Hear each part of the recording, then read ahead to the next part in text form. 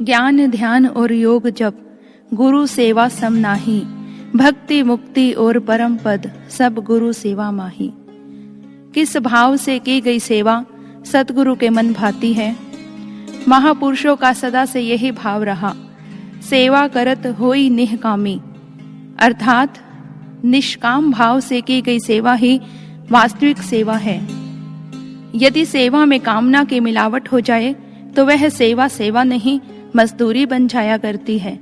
एक सच्चा सेवक तो यह कतई सहन नहीं करता कि उसे मेहनत का मेहनताना मिले। वह सेवा केवल सेवा के लिए ही करता है, उसके लिए सेवा ही अपने आप में परम फल है। इसी विषय में एक कवि बताते हैं, एक बार एक माली राजा के दरबार में पहुंचा और सेवक को नियुक्त किए जाने का अनुरोध करने लगा। वह बड़े नम्र भाव से हाथ जोड़कर प्रार्थना करता है, हे राजन, मुझे अपने शाही बाग का माली नियुक्त करने की कृपा करे। मैं उसमें सदा बहार वसंत ला दूंगा, पतझड़ में भी सावन की छटा दिखला दूंगा। मैं इस बाग को अपने लहू से सींचूंगा। मैं आपको आश्वासन देता हूँ कि घास का हर तिनका हरा होगा और हर डाली का फूल महकेगा।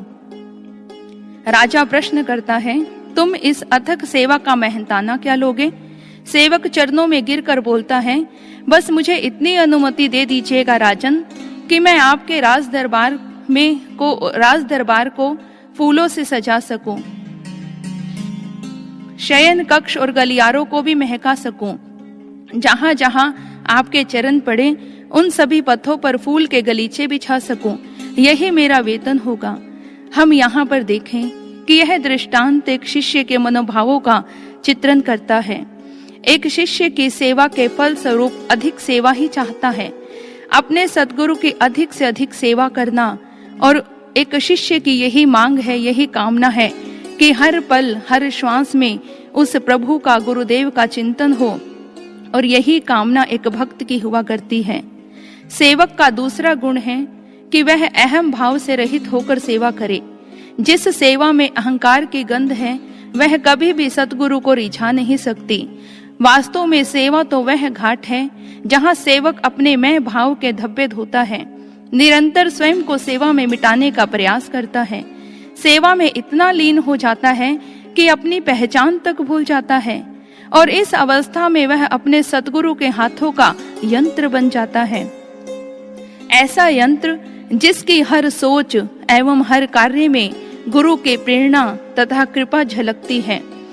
तभी भक्त कहता है, तुम यंत्री मैं यंत्र, काठ की पुतली मैं तुम सूत्रधार। तुम कहलाओ करवाओ नचाओ निज इच्छा अनुसार। यंत्र बनने का अर्थ यह कदापि नहीं कि शिष्य पुरुषार्थ करना छोड़ दे, अपनी ओर से कोई प्रयास ही ना करे। सेवक के तो सबसे विशेष गुण है कि परिश्रम, निष्ठा, लगन। जब शिष्य प्राणपन से सेवा कार्य में जुट जाया करता है तो सच में वह गुरु भी प्रसन्न हो जाया करते हैं। इसीलिए विनोबा भावे जी का कहना है, जैसे नदी को छुट्टी नहीं, हवा को विश्राम नहीं, सूर्य सदा जलना ही जानता है, इसी प्रकार एक सच्चा सेवक सतत सेवा कार्य को ही करने के लिए तत्पर रहता है। जैसे संसार में यदि कोई दास पूर्ण समर्पण से मालिक की सेवा करता है तो मालिक भी विचार करने पर बाध्य हो जाता है कि यह कैसा दास है, पूर्ण निष्ठा व लगन से सब कार्य करता है और कामना भी नहीं रखता, पगार भी नहीं मांगता। नौकर का ऐसा, दास का ऐसा समर्पित भाव अपने आप मालिक का ध्यान अपनी ओर खींच लेता है। ठीक ऐसे ही वह मालिक उसे नौकर की तरह नहीं बल्कि अपने पुत्र की तरह स्नेह करता है। तभी किसी ने बहुत सुंदर कहा, तरसते हैं गुरुवर हम तेरे प्यार को, जोड़ कर रखना हृदय से हृदय की तार को। कहते हैं कि संध्या का समय था। श्री युक्तेश्वर जी जो मुकुंद के संग गंगा किनारे बैठे थे और यह उनकी पहली भेंट थी।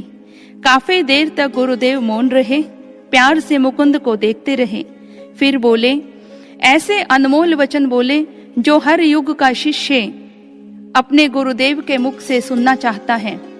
वह बोले, मुकुंद, मैं तुम पर अपने निष्काम प्रेम का खजाना लुटा देना चाहता हूँ। मुकुंद, क्या तुम भी मुझे वैसा ही प्रेम करोगे? मुकुंद के हृदय से बस एक ही पंक्ति निकली, मैं आपको सदा प्यार करूंगा। सच में दोनों ओर से पूर्ण समर्पण।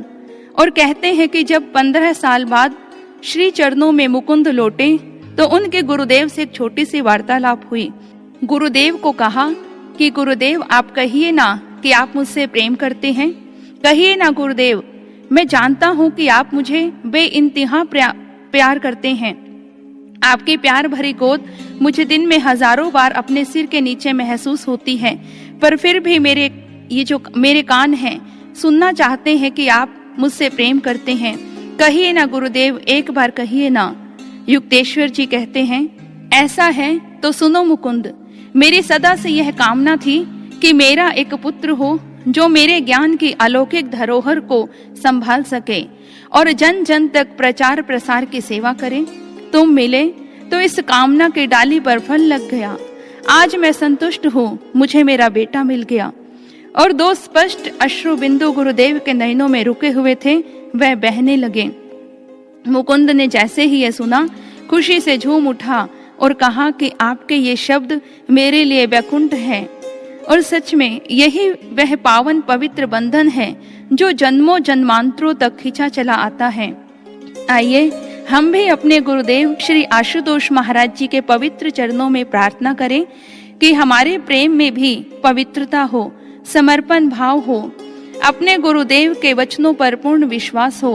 तभी हम भी शिष्य के शिष्यत्व को प्राप्त कर पाएंगे और अपने गुरुदेव की निकटता को प्राप्त कर पाएंगे। तभी किसी शिष्य ने बहुत सुंदर कहा कि जो करे तेरी करुणा को बयां, वो मेरे पास अल्फाज नहीं। जो गाए तेरी कृपा के तराने, ऐसा तो कोई साज नहीं। उजड़े चमन में तुम बहार बन के आए हो, सूखे बगिया पर बौछार बन के छाए हो। तेरे चरणों में आकर उदास जीवन हर्षाया है, उसका कोई हिसाब नहीं जो प्यार आपसे पाया है, जो प्यार आपसे पाया है। बोलिए श्री आशुतोष महाराज जी की जय, सच्चे दरबार की जय।